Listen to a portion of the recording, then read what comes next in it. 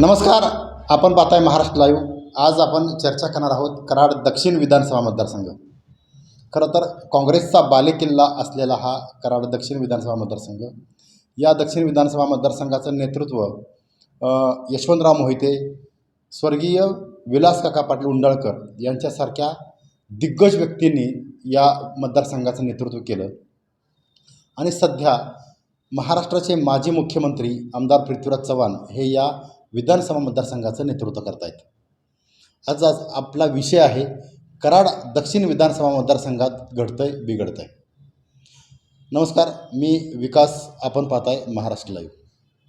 खरं तर सातारा जिल्ह्यातील अनेक मतदारसंघाचं विश्लेषण करत असताना आमच्या प्रेक्षकांनी, आमच्या चाहत्यांनी अनेक वेळा सांगितलं की कराड दक्षिणचं विश्लेषण लवकर करा. आज कराड दक्षिणचं विश्लेषण करण्याची वेळ का आलेली आहे? कारण या मतदारसंघात अनेक गोष्टी घडत आहेत, बिघडत आहेत. कुणासाठी चांगलं घडतं आहे, कुणासाठी वाईट घडतं आहे, यावर सुद्धा आपण चर्चा करणार आहोत. या अगोदर आपण खरं तर जाऊया 2019ची जी निवडणूक झाली ती या आकडेवारीवर सुरुवातीला जाऊया.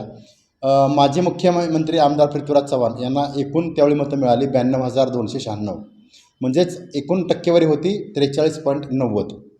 यानंतर डॉक्टर अतुल भोसले भारतीय जनता पार्टीचे उमेदवार होते. त्यांना त्यावेळी मतदान झालं 83,166 आणि यावेळी मतदानाची आकडेवारी होती 39.56%. यानंतर अपक्ष उमेदवारी होती ॲडव्होकेट उदयसिंह पाटील यांची.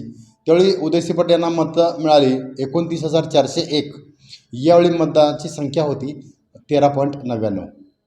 म्हणजेच कराड दक्षिणमध्ये 2019च्या निवडणुकीमध्ये 9,000च्या मताधिक्यानं 9,000च्या मताधिक्यानं पृथ्वीराज चव्हाण हे निवडून आले. आणि 2014च्या निवडणुकीच्या पूर्वीची सुद्धा बाजी मारली होती पृथ्वीराज चव्हाण यांनी. मात्र खरं तर या 5 वर्षामध्ये अनेक गोष्टी ह्या राजकारणात कराड दक्षिणच्या घडत गेल्या आणि याचा थेट परिणाम या विधानसभेवर आता होणार आहे एवढं नक्की. कराड दक्षिणमध्ये काय घडतं बिघडतं ते अगोदर आपण पाहूयात. गेल्या 2019च्या निवडणुकीमध्ये पृथ्वीराज चव्हाण यांचा गट आणि ॲडव्होकेट उदयसिंह पाटील यांचा गट एकमेकाच्या विरोधात होता. मात्र यावेळी हे दोन्ही गट एकत्र आलेत. हे दोन्ही गट जर एकत्र आले असले तरी पण इतर ज्या घडामोडी आहेत त्या खूप महत्त्वाच्या घडामोडी आहेत. 5 वर्षामध्ये 2.5 वर्षामध्ये पहिल्या महाविकास आघाडी सरकार होतं. त्यानंतरच्या 2.5 वर्षात महायुतीचं शासन आलं. म्हणजेच या सर्व गोष्टी या मतदारसंघावर खूप खरं तर या मतदारसंघामध्ये या गोष्टीचा प्रभाव या मतदारसंघामध्ये पाहायला मिळतो. खरं तर आत्ताची लढत जी आहे ते पृथ्वीराज चव्हाण यांच्या विरोधात डॉक्टर अतुल भोसले अशीच लढत आहे. यामुळं महाविकास आघाडी विरोधात महायुती ही लढत तुम्हाला पाहायला मिळेल. आणि महत्त्वाचं म्हणजे काय तर या लढतीमध्ये कोण बाजी मारेल याकडे सर्वांचं लक्ष आहे. नुकताच झालेल्या लोकसभा निवडणुकीच्या मध्ये या कराड दक्षिण विधानसभा मतदारसंघात अनपेक्षितपणे भारतीय जनता पार्टीनं खरं तर या ठिकाणी मोठं यश संपादन केलं. यामागचे काय कारणं आहेत हे तर वेगळ्या विश्लेषणाचा भाग आहेच. मात्र डॉक्टर अतुल भोसले यांचं संघटन कौशल्य या मतदारसंघामध्ये महायुतीच्या माध्यमातून आणलेली मोठ्या प्रमाणातची विकास कामं ही खरं तर अधोरेखित करावीच लागतील. कारण कराड ग्रामीणबरोबर कराड शहरातसुद्धा भारतीय जनता पार्टी महायुतीनं डॉक्टर अतुल भोसले यांच्या माध्यमातून खूप प्रमाणात आणलेला निधी हा जनतेला भावलेला दिसतोय. यामुळं ही निवडणूक सध्याच्या काळात तरी पृथ्वीराज चव्हाण यांच्यासाठी खूप मोठी अडचण आणि अटीतटीची निवडणूक ही कराड दक्षिणमध्ये होईल असं साधारणतः पाहायला मिळतं आहे. 2014 आणि 2019च्या निवडणुकीमध्ये पृथ्वीराज चव्हाण यांचा चेहरा हा महाराष्ट्राचं नेतृत्व करणारा चेहरा म्हणून समोर आल्यामुळं खरं तर इथल्या जनतेनं, इथल्या कराड दक्षिणच्या लोकांनी पृथ्वीराज चव्हाण यांच्या पाठीशी राहण्याचा निर्णय घेतला.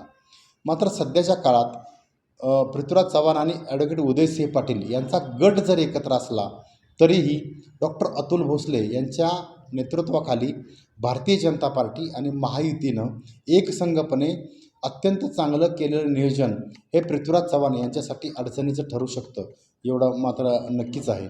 मात्र महत्त्वाचं म्हणजे विकासाचे मुद्दे हाच क्रायटेरिया, हाच मुद्दा हा कराड दक्षिणच्या या विधानसभेच्या निवडणुकीमध्ये राहील, असं एकंदरीत पाहायला मिळतं आहे. पुढचा मुद्दा जर पाहायला गेला तर खरं तर ग्रामीण भागात असलेलं अतुल भोसलेंचं वर्चस्व, यानंतर कराड शहरामध्ये सुद्धा लोकसभेच्या निवडणुकीमध्ये कराड शहरामध्ये सुद्धा गेल्या वेळच्या तुलनेनं यावेळी लोकसभेला उदयनराजे यांना कराड शहरातून चांगलं मतदान मिळालं. खरं तर राजेंद्रसिंह यादव यांच्यासारखा गटसुद्धा त्यांच्याबरोबर यावेळी लोकसभेला होता आणि हे प्रमुख मुद्दे याचबरोबर अतुल भोसले यांनी प्रत्येक कराड शहरावर लक्ष केंद्रित केलेलं असल्यामुळं हा मुद्दासुद्धा खूप महत्त्वाचा या ठिकाणी इफेक्ट देऊन जाईल. आणि आगामी या विधानसभेच्या निवडणुकीमध्ये सध्या तरी अटीतटीची निवडणूक या कराड दक्षिणमध्ये पाहायला मिळेल. गेल्यावेळी 9,000 मताधिक्यांनी पृथ्वीराज चव्हाण यांचा विजय झाला होता. मात्र यावेळी ही निवडणूक खूप काट्याची लढत या ठिकाणी पाहायला मिळेल. मात्र सध्याच्या परिस्थितीमध्ये भारतीय जनता पार्टीचे प्रदेश सरचिटणीस डॉक्टर अतुल भोसले यांनी मारलेली जोरदार मुसंडी लोकसभेच्या निवडणुकीच्या निमित्तानं आणि ग्रामीण भागासह कराड शहरात मलकापूर, विद्यानगर, सैदापूर या परिसरामध्ये सुद्धा डॉक्टर अतुल भोसले यांनी मिळवलेली लोकसभेच्या माध्यमातूनची मतं ही सुद्धा खूप महत्त्वाची अधोरेखित करतात.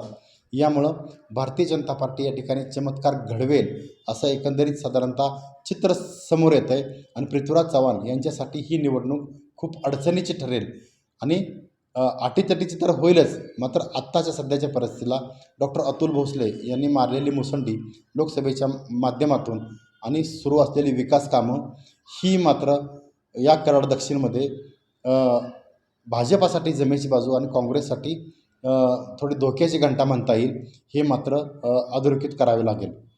आपणास सर्व हे विश्लेषण कसं वाटतं हे नक्की कमेंट करून सांगा. पाहत राहा महाराष्ट्र लाईव्ह.